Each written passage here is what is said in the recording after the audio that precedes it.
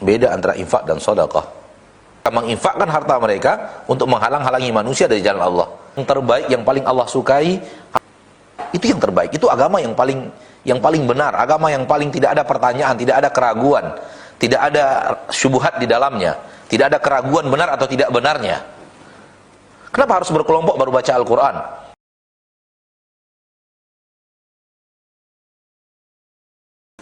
Assalamualaikum Ustaz. Waalaikumsalam warahmatullahi wabarakatuh. Ini Ustaz, saya mau bertanya tentang infak dan sedekah Ustaz. Nah, itu gimana letak tempat-tempatnya Ustaz? baik. Dan yang kedua Ustaz, zikir apa setelah sholat duha Ustaz? Apanya Pak? Sholat duha, setelah sholat duha, Baik. apa zikirnya Ustaz itu? Baik. Nah, jazakallahu khairan Ustaz. Assalamualaikum warahmatullahi wabarakatuh. Waalaikumsalam warahmatullahi wabarakatuh. Adapun beda antara infak dan sedekah. Infak maknanya luas, mencakup sedekah dan selain sedekah. Infak adalah mengeluarkan harta dari kepemilikan kita. Itulah makna infak. Mengeluarkan harta dari kepemilikan kita. Baik dikeluarkan untuk hal yang sifatnya halal, diridhoi Allah, atau dikeluarkan dalam sifat yang haram, tidak diridhoi Allah. Kedua-duanya disebut infak. Setiap kita mengeluarkan harta, sedekah, zakat, mengeluarkan harta untuk walimah, untuk akikah, hadiah, wakaf, hibah, pemberian, semua disebut infak. Atau kita keluarkan harta kita untuk meruntuhkan masjid, menghalangi orang ke masjid, menghalangi orang menyembelih, lalu kita bayar orang untuk menghalang-halangi, itu juga disebut infak. Intinya infak adalah mengeluarkan harta untuk suatu keperluan. Dan tentu infak yang diinginkan Allah di dalam Al-Quran adalah infak untuk hal yang halal, infak untuk hal yang dicintai Allah subhanahu wa ta'ala. Namun orang yang mengeluarkan harta untuk hal yang tidak dicintai Allah pun disebut infak di dalam Al-Quran. Allah menyebut orang-orang kafir, yunfiquna amwalahum liyasuddu an sabilillah. Mereka menginfakkan harta mereka untuk menghalang-halangi manusia dari jalan Allah. Allah menyebut mereka menginfakkan harta mereka. Baik, ma'asyarul muslimin, ma'asyarul muslimat, rahimani rahimakumullah. Maka infak maknanya umum. Setiap kita mengeluarkan harta untuk hal yang diridhoi dan dicintai Allah disebut dengan infak. Nah, di antara yang diridhoi Allah adalah sedekah. Pemberian kepada kita kepada orang yang membutuhkan. Pemberian kita kepada orang yang fakir dan miskin, sedekah. Di antara bentuk infak adalah wakaf. Di antara bentuk infak adalah membangun masjid, membangun asrama. Di antara bentuk infak adalah membangun fasilitas umum. Di antara bentuk infak adalah hibah. Di antara bentuk infak adalah hadiah. Wallahu ta'ala ala wa alam. Semoga antum faham. Nah. Baik, terima kasih Ustadz atas jawabannya dan juga penjelasannya. Baik, selanjutnya kita bacakan pertanyaan yang masuk melalui WhatsApp. Assalamualaikum Ustadz. Waalaikumsalam warahmatullahi wabarakatuh. Ustadz, istri ana lagi menyusui anaknya umur 1 tahun. Apakah masih wajib berpuasa ketika Ramadan tiba? Terima kasih Ustadz. Sekiranya istri antum kuat berpuasa, silahkan berpuasa. Dan sekiranya istri antum ingin menyusui anak dan ingin menyempurnakan waktu susuan selama 30 bulan lamanya, silahkan juga. Dan ketika istri antum tidak berpuasa dan melanjutkan penyempurnaan susuan anak setiap hari, di sini ada khilaf para ulama.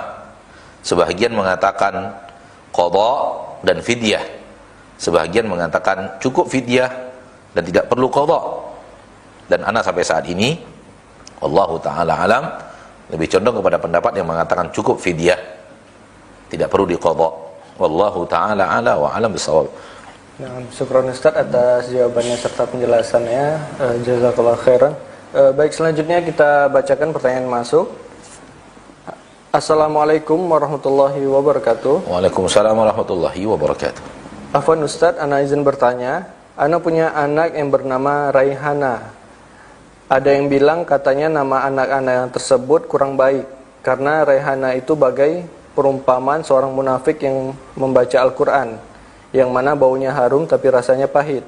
Bagaimana menurut Ustadz dan solusinya? Karena sebelumnya ana memberi nama tersebut dengan sebelumnya mencari di buku nama-nama anak Islami. Syukran, jazakallahu khairan.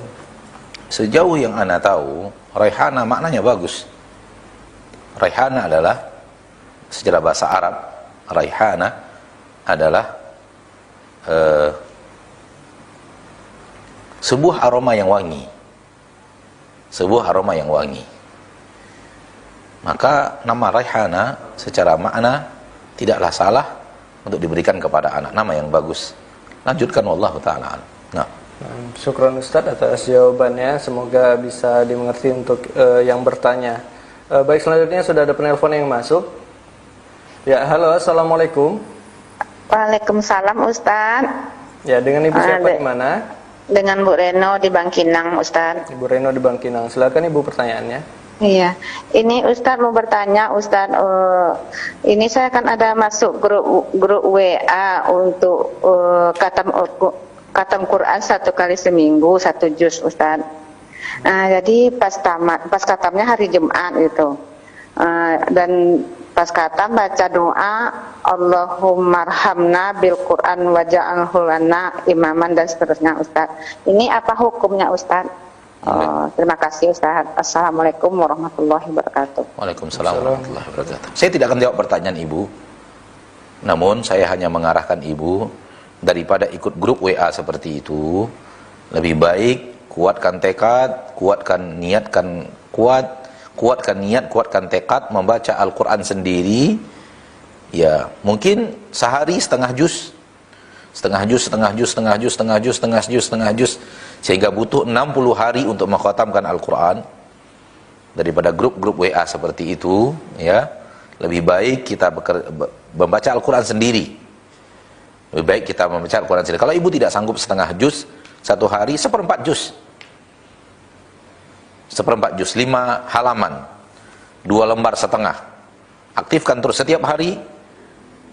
Setiap sholat 1 halaman, setiap sholat 1 halaman.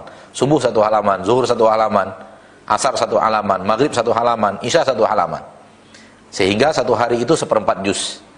Kalau seperempat juz berarti 4 hari itu selesai 1 juz, kali 30, 120 hari khatam Al-Quran. Yang seperti itu lebih baik dan lebih afdol.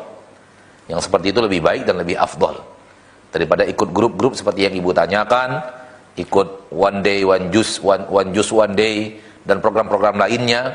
Lebih baik yang amal mandiri. Ya, ketahuilah saudaraku saudariku, sains dan teknologi Allah ciptakan. Namun yang terbaik, yang paling Allah sukai, apa yang dilakukan Rasul dan para sahabatnya ketika mereka hidup. Camkan ini sebagai prinsip beragama. Memang dimudahkan sains dan teknologi. Namun yang paling dicintai Allah dan paling dicintai Rasul, yang paling dicintai Allah adalah apa yang dikerjakan Rasul dan para sahabat.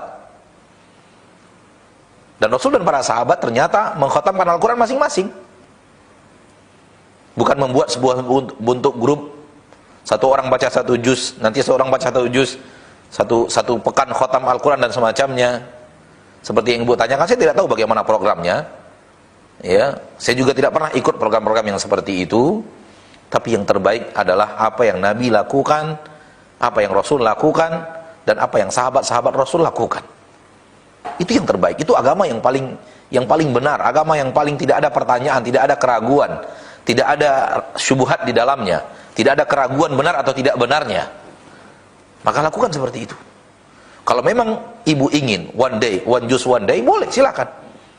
Jangankan one juz one day, 2 juz one day juga boleh, 5 juz one day juga boleh, 10 juz one day lebih afdol. Dan itu yang paling banyak.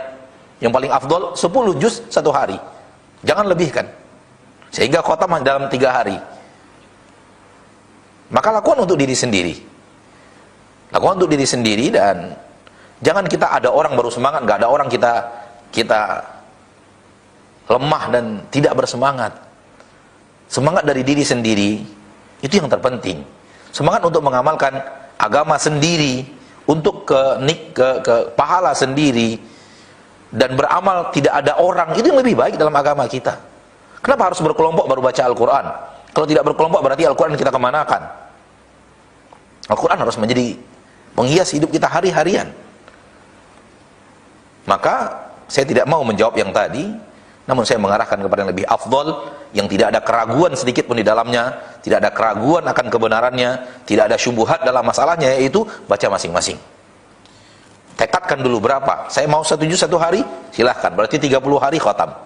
Saya mau setengah juz 1 hari, silahkan. Berarti 60 hari khatam. Saya mau 1/4 juz 1 hari, silahkan. Namun yang terbaik, lakukan yang paling kita bisa dan paling kontinu dulu. Wallahu ta'ala alam bis-shawab. Nah.